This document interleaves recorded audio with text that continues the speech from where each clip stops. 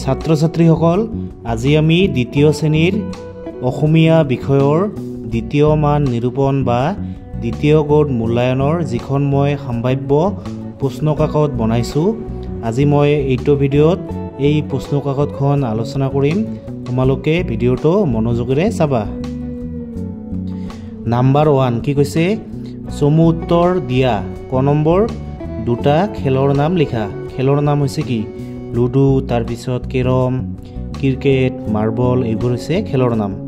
তাৰ পিছত খ নম্বৰ হাতী কত লুকাইছিল ইয়াৰ উত্তৰ হ'ব কি হাতী গছৰ আঁৰত লুকাইছিল তাৰ পিছত গ নম্বৰ হাবিত থকা দুটা জন্তুৰ নাম লিখা হাবিত থকা দুটা জন্তু হ'ল কি বাঘ ভালুক তাৰ পিছত হৰিণ তাৰ পিছত হাতী শিয়াল এইবোৰ হৈছে হাবিত থকা জন্তু তাৰ পিছত ঘ নম্বৰ ৰাতুল আৰু হিমানী কাৰ লগত বজাৰলৈ গৈছিল ইয়াৰ উত্তৰ হ'ব কি ৰাতুল আৰু হিমানী দেউতাকৰ লগত বজাৰলৈ গৈছিল তাৰ পিছত ঙ নম্বৰ কি কৈছে দুটা অলংকাৰৰ নাম লিখা ইয়াৰ উত্তৰ হ'ব কি দুটা অলংকাৰৰ নাম হ'ল গামখাৰু তাৰ পিছত মুঠিখাৰু তাৰ পিছত জোনবিৰি এইবোৰ হৈছে অলংকাৰ তাৰ পিছত প্ৰথম নম্বৰ কি কৈছে সুলেখাহঁত কি কৰিবলৈ যাব ইয়াৰ উত্তৰ হ'ব সুলেখাহঁত বিহু নাচিবলৈ যাব তাৰ পিছত দ্বিতীয় নম্বৰ কি কৈছে দুটা সাজ পোছাকৰ নাম লিখা দুটা সাজ পোছাকৰ নাম হ'ল ৰিহা তাৰ পিছত মেখেলা চাদৰ চুৰিয়া এইবোৰ হৈছে সাজ পোছাক তাৰ পিছত জ নম্বৰ কি কৈছে বৰ্গীয় নম্বৰ দুটা চৰাইৰ নাম লিখা বহুতো চৰাই আছে বগলী কাউৰী তাৰ পিছত শালিকা যিকোনো দুটা লিখিলে হ'ল তাৰ পিছত ঝ নম্বৰ শুৱালকুছি কিহৰ বাবে বিখ্যাত উত্তৰ হ'ব কি শুৱালকুছি পাট মুগা কাপোৰৰ বাবে বিখ্যাত তাৰ পিছত নিয় নম্বৰ দুটা বাদ্যযন্ত্ৰৰ নাম লিখা বাদ্যযন্ত্ৰ মানে হৈছে কি যিবিলাক আমি বজাওঁ যেনে ঢোল পেঁপা তাৰ পিছত গহনা তাৰ পিছত টকা এইবোৰ হৈছে বাদ্যযন্ত্ৰ তাৰ পিছত 2 নম্বৰ কি কৈছে পখিলা কবিতাটো আঠশাৰী মুখস্থ লিখা তোমালোকে মানে কি পখিলা কবিতাটো আঠশাৰী মুখস্থ লিখিবা কি আছিল পখিলাই পাখি মেলি নাচে উৰি উৰি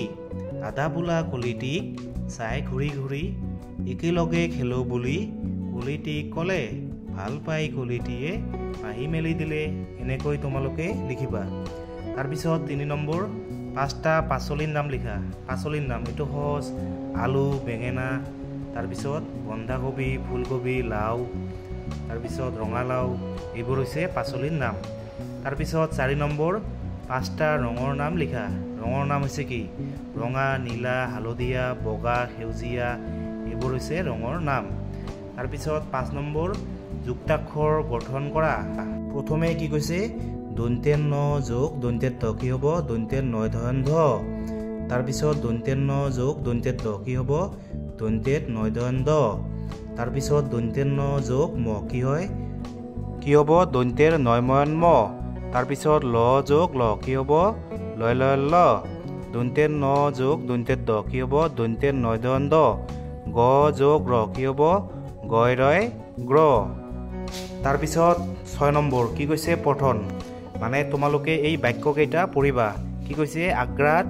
পৃথিৱী বিখ্যাত তাজমহল আছে প্ৰত্যেক জীৱই খাদ্য গ্ৰহণ কৰে বৃক্ষ মানে গছ গৰু ঘৰচীয়া প্ৰাণী বাঘক ব্যাঘ্ৰ বোলা হয় তোমালোকে এনেকৈ সলসলীয়াকৈ ৰিডিং পঢ়িবা তাৰপিছত 7 নম্বৰ কি কৈছে শ্ৰুতলিপি তোমালোকে তোমালোকৰ শিক্ষকে এইবোৰ ক'ব তোমালোকে বানান শুদ্ধ কৰি লিখিবা কি কৈছে এদিন ৰাতুল আৰু হিমানী দেউতাকৰ সৈতে বজাৰলৈ গ'ল দেউতাকে সিহঁতক আজি ছাতি কিনি দিয়াৰ কথা দুৱৰে আজি কি যে ভাল লাগিছে বজাৰত ইমানবোৰ দোকান তাৰপিছত 8 নম্বৰ কি কৈছে যুক্তাক্ষৰ ভাঙা তোমালোকে তলত থকা যুক্তাক্ষৰবোৰ ভাঙি লিখিবা প্ৰথমে চোৱা এইটো হৈছে কি গয় ৰয় গ্ৰ এইটো কি হ'ব গ যোগ ৰ তাৰপিছত দন্তেত দ যোগ ৰ কি হ'ব দয় ৰয় দ্ৰ তাৰপিছত মূৰ্ধন্যত তয় ত এইটো ভাঙি লিখিলে কি হ'ব মূৰ্ধন্যত ত যোগ অন্তস্য কি হয় তয় ত তাৰপিছত দন্তেত ধয় ধ এইটো যদি আমি ভাঙি লিখো কি হ'ব দন্তে ধ যোগ অন্তসীয় কি হ'ব ধয় হয় ধ তাৰপিছত তয় তয় ত এইটো ত যোগ ত কি হ'ব তয় তয় ত তাৰপিছত এইটো তয় ৰয় ত্ৰ এইটো ভাঙি লিখিলে কি হ'ব দন্তে ত যোগ ৰ কি হ'ব দন্তে তয় ৰয় ত্ৰ তোমালোকে এইবোৰ এনেকৈ লিখিবা